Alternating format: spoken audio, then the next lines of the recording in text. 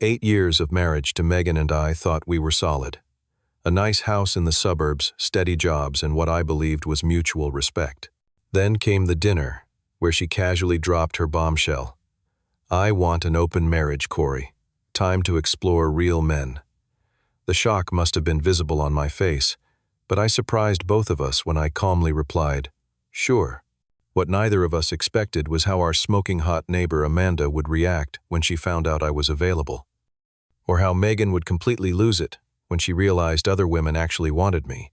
Before I tell you how my wife's plan completely backfired, drop a comment letting me know where you're watching from, and hit subscribe if you've ever had someone completely misread you. I met Megan during our second year of graduate school. I was grinding through an engineering program while she was pursuing communications with plans to work in marketing. We crossed paths at a mutual friend's apartment, gathering the kind where everyone brings cheap wine and talks about professors they hate. She was vibrant, outgoing, with an infectious laugh that drew everyone to her orbit. I was more reserved, the guy who listened more than he spoke, but somehow she noticed me in the corner, analyzing the conversation patterns of drunk 20-somethings. "You look like you are thinking too hard," she said, sliding next to me on the worn couch. "It is just a party, you know," I observed before participating. I replied, "Occupational hazard of being an engineer." She laughed. "Well, I am participating in observing you. So what does that make me?" That night started a relationship that moved quickly from casual dating to something serious. The early days were passionate and exciting, but looking back, there were warning signs I chose to ignore. Megan would make subtle comments about my reserved nature and how she wished I was more spontaneous or dominant. At the time, I interpreted this as normal relationship adjustment, two people learning to accommodate each other's personalities. "You would look so good if you dressed more like those guys," she would say, pointing to men in designer clothes at upscale bars. "Or do you have to analyze everything? Sometimes I wish you would just take charge." I was raised to believe that respect and thoughtfulness were qualities to aspire to. My father, a professor of mathematics, had taught me that intelligence and consideration were the marks of a true man. But Megan seemed to want something different, something more aligned with conventional masculinity as portrayed in the action movies she loved. Despite these undercurrents, we married after 2 years of dating. The wedding was beautiful, and our early marriage had genuinely happy moments. Megan constantly tried to improve me, buying me clothes she thought looked more masculine, encouraging me to take up activities like rock climbing or motorcycle riding that never really interested me. I went along with some of it, wanting to make her happy, but always felt like I was playing a role rather than being myself. My career as a software architect took off 3 years into our marriage. I specialized in security systems for financial institutions, work that was intellectually challenging and well compensated. Megan had jumped between several marketing positions, never quite finding the success she expected. This created an unspoken tension between us, especially as my income allowed us to buy a beautiful house in an upscale neighborhood while she struggled to make her mark professionally. "Must be nice to have everything come so easily," she would say when I received another promotion or bonus. What she did not understand was that nothing came easily. I worked 70-hour weeks, constantly learning new systems and languages, solving complex problems that most people did not even know existed. But because I did it quietly without complaint or drama, she seemed to think it required no effort. The subtle undermining of my masculinity became a constant background noise in our marriage. If I expressed emotion during a film, "You are so sensitive sometimes." If I talked through a decision carefully, a real man would just know what to do. If I declined a second drink at dinner, "Come on, loosen up for once." 6 months ago, new neighbors moved into the house across the street. Amanda was a fitness instructor with her own growing YouTube channel, while her boyfriend Derek managed a local gym. They made a striking couple, both physically fit with the kind of confidence that comes from knowing you look good. Megan immediately cultivated a friendship with them, inviting them over for barbecues and suggesting we join their social circles. I noticed how Megan watched Derek, her eyes lingering on his tattooed arms and broad shoulders. She laughed too loudly at his jokes, touched his arm during conversations, and constantly referenced him in the days following our get-togethers. "Derek says weight training is better than running," or "Derek thinks your car is too practical." Meanwhile, our physical intimacy had been declining for months. Megan always had reasons: stress from work, headaches, fatigue. I respected her space and never pressured her, but the correlation between her decreased interest in me and increased fascination with Derek was hard to ignore. She also began spending more evenings out with the girls, coming home late smelling of alcohol and cologne that was not mine. Her phone became a closely guarded possession, always face down or locked with a new passcode. Text notifications would come late at night, and she would smile at the screen in a way she no longer smiled at me. I suspected something was changing in our relationship, but part of me refused to acknowledge it. I had built my life around Megan, around the idea of us as partners. Confronting the possibility that this foundation was crumbling seemed too painful, so I focused on work and gave her the space she seemed to want. The night everything changed started ordinarily enough. I had made dinner as usual, a skill I had developed when it became clear Megan considered cooking beneath her. We were eating grilled salmon with roasted vegetables when she set down her fork with deliberate precision. "I have been doing a lot of thinking," she began, her voice carrying the practiced tone of a rehearsed speech. "About us, about life, about what we both need to be fulfilled." I nodded, waiting. Something in her expression told me this was not a casual conversation. "I love you, Corey," she continued, "but I feel like I am missing experiences. Like there are connections I need to explore that I cannot within the confines of traditional marriage." "What kind of connections?" I asked, though I already suspected the answer. "Physical, emotional, spiritual," she said, waving her hand, as if encompassing vast possibilities. "I have been reading about ethical non-monogamy and open relationships, how they can actually strengthen marriages by allowing both partners to grow individually." The rehearsed quality of her words made me wonder how long she had been planning this conversation, or whom she had already discussed it with. "I want to experience real men," she finally said, her eyes not quite meeting mine. "Not just settle for comfortable companionship. I want passion, spontaneity, raw connection, things that are not really your style." The words stung more than I expected. 8 years together, and she had never seen beyond her projection of who she thought I was. Never recognized that my quietness was not weakness, but a different kind of strength. Never valued the depth of thought I brought to every aspect of our life together. I took a slow sip of water, giving myself time to process. My immediate reaction was hurt, followed by anger, followed by a strange sense of clarity. This moment was revealing a truth that had been present for years, but never acknowledged. Megan did not respect who I fundamentally was. "Sure," I said simply, "if that is what you want." Her eyes widened in surprise. Clearly, she had expected resistance, perhaps even a dramatic scene that would validate her narrative of me as inflexible or controlling. "Really?" she asked. Just like that, I confirmed. "If you feel this would make you happier, we can try it." Relief and excitement flooded her face, confirming my suspicion that she had already someone specific in mind, possibly several someones. We spent the next hour establishing ground rules that in retrospect were more for her conscience than practical guidance. We would be discreet, we would be honest about our activities. We would maintain veto power if either felt uncomfortable with a specific person. We would check in regularly about our feelings. What I did not tell Megan was that I already recognized our marriage was likely over. Her proposal was not about enhancing our relationship, but about pursuing others with permission rather than in secret. Still, I wanted to see where this path would lead us, if only to be certain about the next steps in my life. The changes were immediate. Megan downloaded dating apps that night. Within days, she was going out 3 or 4 evenings a week, returning late and offering vague details about nice conversations and interesting people. She bought new clothes, spent more time on her appearance, and seemed energized in a way I had not seen in years. I did not immediately pursue anyone else. Instead, I focused on myself in ways I had neglected during our marriage. I established a regular gym routine focusing on strength training and cardiovascular health. I updated my wardrobe with clothes that actually fit properly, rather than the edgier styles Megan had always pushed me toward. I reconnected with old friends from engineering school and started attending industry events that interested me professionally. To my surprise, these small changes led to attention from women in my expanded social circle.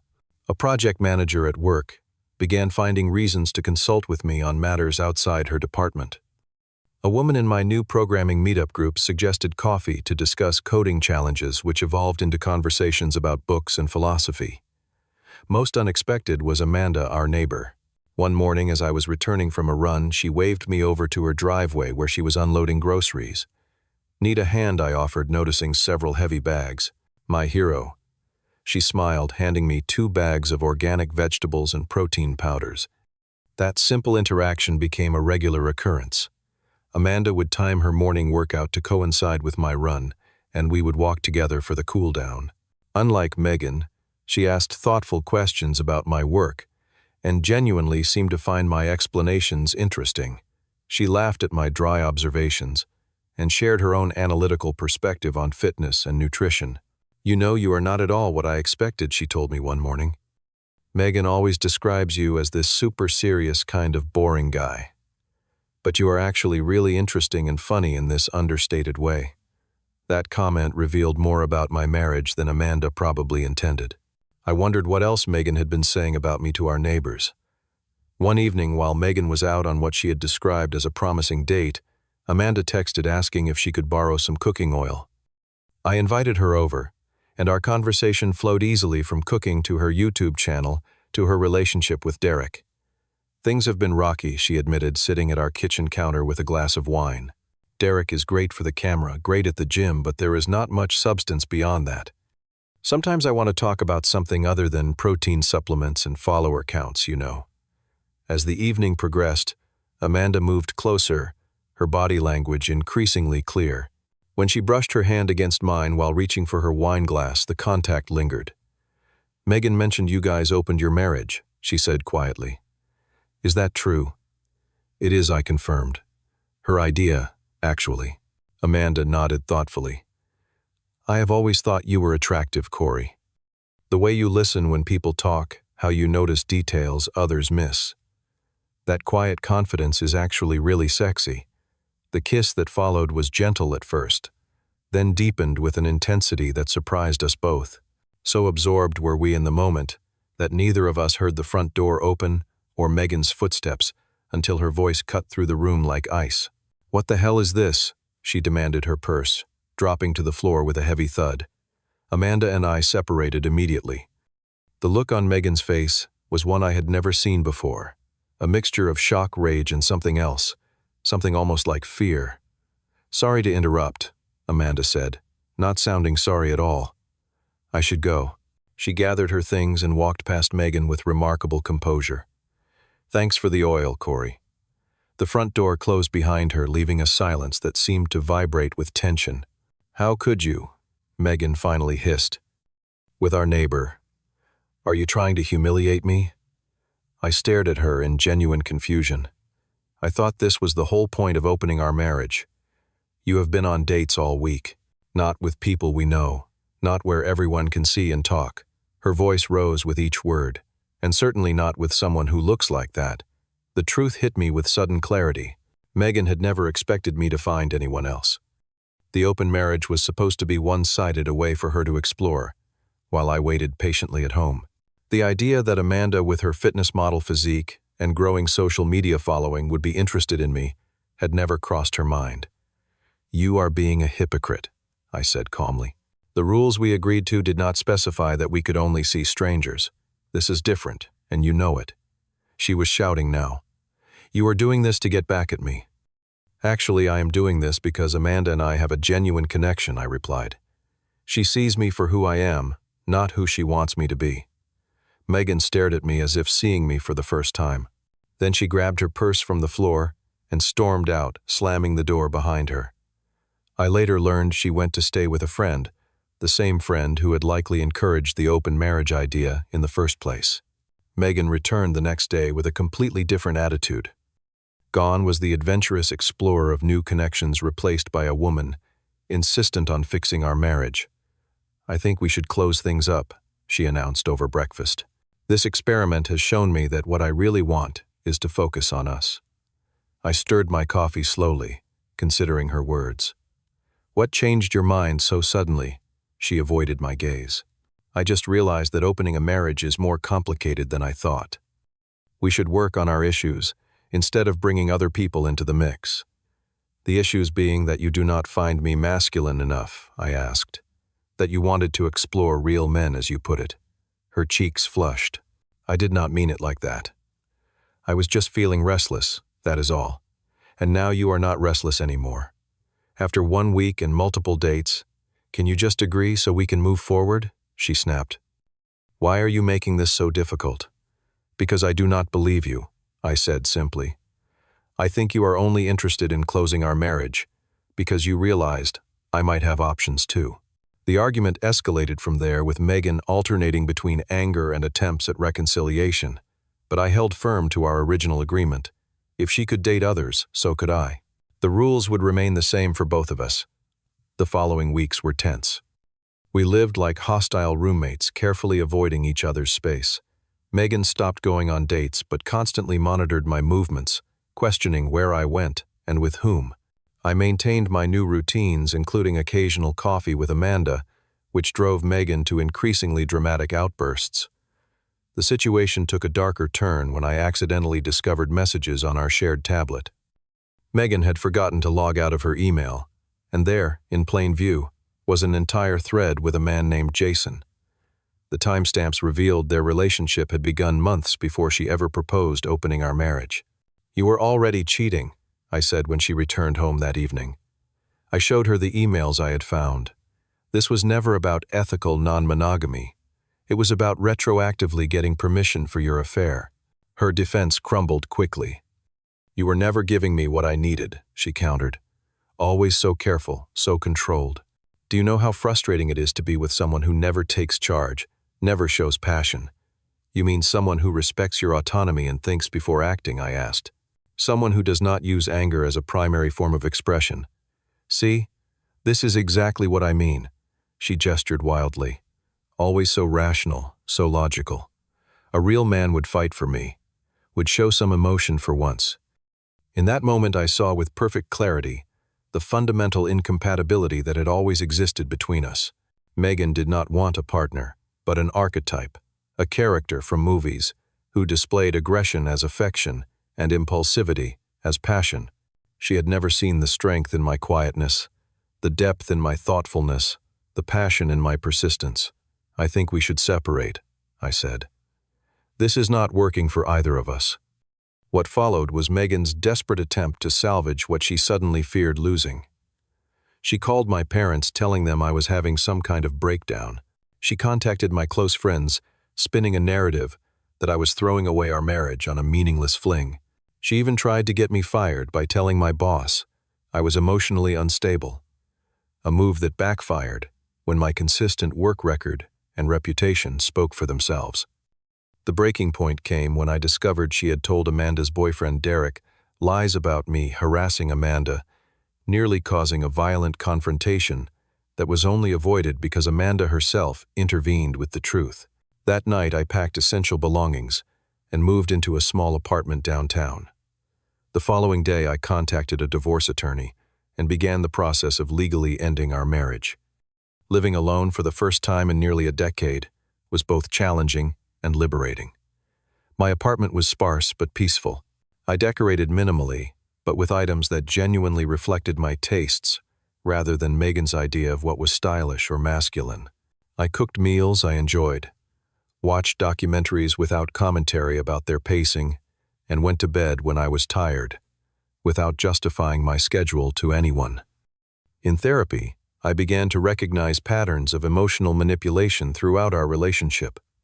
The constant criticism disguised as helpful suggestions, the undermining comments about my masculinity, the way she would make me feel inadequate for not meeting standards I had never agreed to in the first place. My friendship with Amanda deepened, though we took physical aspects slowly. She ended things with Derek after discovering his own pattern of infidelity, and we provided each other emotional support through our respective breakups. Unlike with Megan, our connection was based on mutual respect and genuine interest in each other's minds, not just physical attraction or social expectations. Megan's behavior grew more erratic as our separation continued. When her relationships with Jason and other men fizzled out, she made renewed efforts to reconcile. She sent lengthy emails about how she had made a terrible mistake. She left voicemails alternating between tearful apologies and angry accusations. Once she even showed up at my office with flowers, creating a scene in the lobby that embarrassed her far more than it did me. During divorce mediation, Megan arrived with a new strategy portraying herself as the victim of my midlife crisis. That facade crumbled when my lawyer presented evidence of her infidelity, predating our agreement along with documentation of her harassment and attempted sabotage of my career and reputation. In the mediator's office, I finally stood up to her manipulations directly. "You wanted an open marriage not to enhance our relationship but to justify your cheating," I said calmly. "When you realized other women valued qualities in me that you had dismissed for years, you tried to close what you had opened. When that did not work, you attempted to destroy my reputation rather than accept responsibility for your choices. I deserve better than that, and deep down you know it too." For once, Megan had no response. The divorce proceeded with a fair division of assets and a clean break that allowed us both to move forward separately. 6 months after moving out, I stood in my new home, a modernist condo overlooking the city park. The divorce had been finalized, the financial arrangements settled, though the process had been costly, both emotionally and financially. The sense of peace I felt was worth every penny and difficult moment. I had learned painful but necessary lessons about genuine respect in relationships. For years, I had accepted Megan's definition of me as lacking rather than recognizing her criticism as a reflection of her own insecurities. I had tried to contort myself into someone I was not, rather than finding someone who appreciated who I truly was. The unexpected freedom of being released from constant criticism allowed my authentic self to emerge. I discovered I actually enjoyed social gatherings when I could be genuine rather than performing a role. My quiet confidence at work led to a significant promotion. My thoughtful approach to relationships built deeper connections with friends, new and old. My relationship with Amanda evolved naturally from friendship to something more meaningful. We took things slowly, both cautious after our previous relationships, but our communication remained open and honest. She valued precisely the qualities Megan had criticized: my thoughtfulness, emotional intelligence, and quiet strength. And I appreciated her directness, intellectual curiosity, and genuine kindness. One afternoon, I ran into Megan at a local coffee shop. The encounter was awkward, but surprisingly civil. She had lost weight, changed her hair, and seemed somehow diminished, despite her carefully applied makeup and designer clothes. "You look good," she said, eyeing me, with a mixture of regret and evaluation. "Really good, actually." "Thank you," I replied. "I hope things are going well for you too."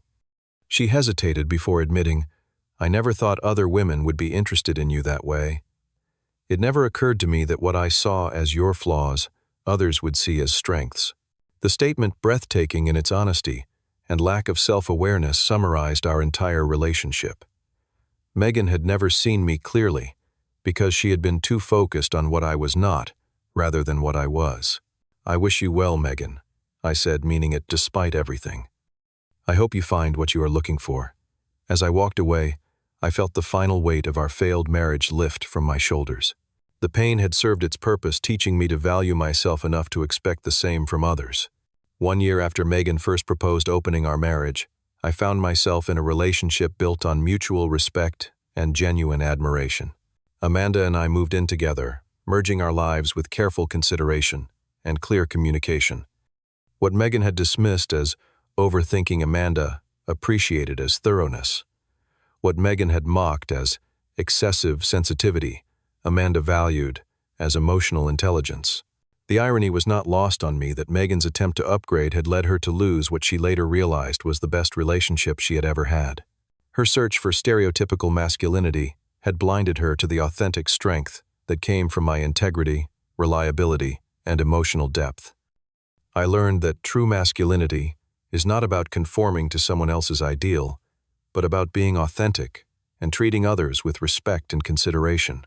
It is about having the courage to be vulnerable, the strength to be kind, and the wisdom to walk away from relationships that diminish rather than enhance who you are.